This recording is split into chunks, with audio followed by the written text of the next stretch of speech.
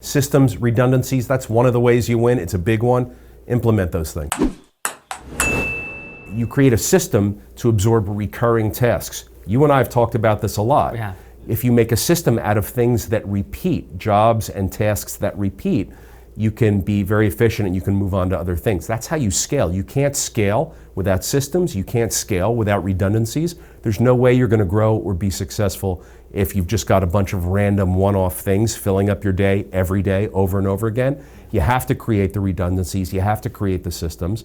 Every successful business does. You know, I love the example of McDonald's where the truck pulls up and the red box goes up the conveyor belt and they take it in, they put it on the red shelf, they pull out the red product, they put it in the microwave, hit the red button, it goes to the cashier. Cashier pushes the red button and they charge you $3.19. It's so automated, they make it as if a monkey can do it. There's no thought, you just follow the color coding all the way from truck delivery to consumer. And it's a great system. So think about ways to systemize your business, your personal life, whatever it is. Systems, redundancies, that's one of the ways you win. It's a big one.